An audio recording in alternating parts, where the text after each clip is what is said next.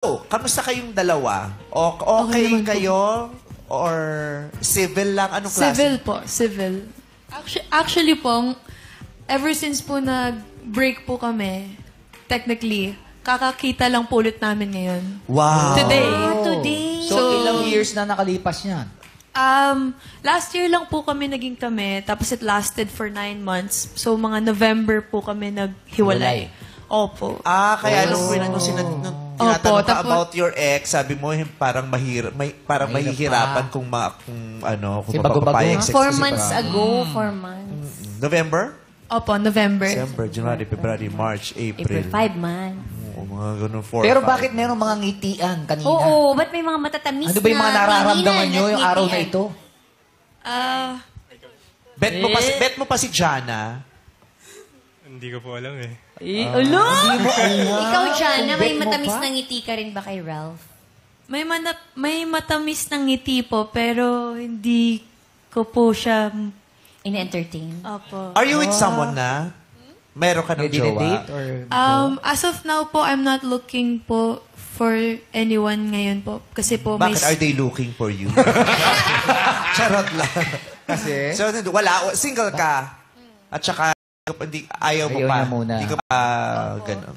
Yun po natutunan ko sa relationship ko nga po sa kanya na kailangan ko pa po ng time by my... Hindi niya nararamdaman ng pangangailangan ng magkajowa. Ikaw, single ka pa rin naman. Yes, yes. Over ka na ba kay Jana? Sa loob ng 5 buwan, Opo, siguro over na ako sa kanya. hindi mo siya naiisip. Hindi naman na. Hindi Kasi medyo ayoko na rin talaga isipin kasi yung ginawa niya, kung paano kami naghiwalay, parang ayoko nang bumalik sa ganong situation. Ay, parang... Ako, ano ba yun? Kasi yung ginawa niya. Ano ba yung ginawa niya? Ginawa Ano ba yung dahilan? Nilaglag siya sa kama. sa bidding. Una mukha. Niligpit siya. Okay, so bago tayo pumunta dun sa anong yun, 9 months kayong mag-on, tama ba? Yes. 9 months. Dun sa 9 na buwan na yon, paano mo madidescribe yung 9 na buwan na yon? Is it worth remembering?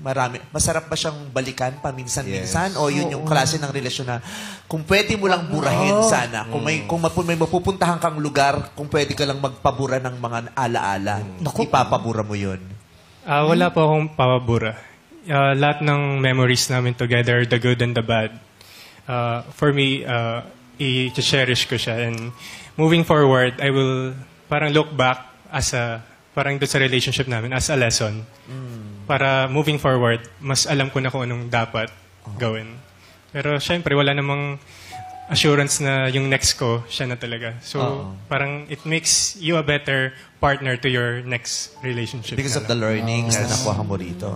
Pero sa kabuuan ng relasyon nyo, nanalo ka ba, natalo ka? Kasi diba, pag may natatapos sa yung kabanata, minsan naisip mo, nanalo ba ako doon o natalo ako doon? Siguro for me, walang panalo, walang talo. Kasi, actually, kala ko kasi gusto ko sana siya na talaga. Pero, Bakit? Bakit sana gusto mo siya na? Kasi yung bangs, kasi, yung lip gloss, anong nagustuhan mo sa kanya? Ganda-ganda ako sa kanya. yun nga po. Mamaya sama Sige ka po. sa akin, papaserox ko yung buwan. Bakit mo Ano gagawin mo? Anong gagawin mo doon sa Ano kopya? gagawin mo Ha? pagkatapos sa Xerox? Kulam. Dali mo pakulam yun, para mabawasan yung magaganda sa mundo. Sigurado. Ikaw na lang. Bakit siya na sana? Kasi bukod sa personality niya, ganyan, gusto ko yung kung paano siya mag-alaga sa akin noon. Lalo na nung first few months namin together. Kala ko talaga, feeling ko siya na talaga. Ganon. Pero, well, hindi naman natin masabi yung future talaga, kaya wala, hindi nag-work out.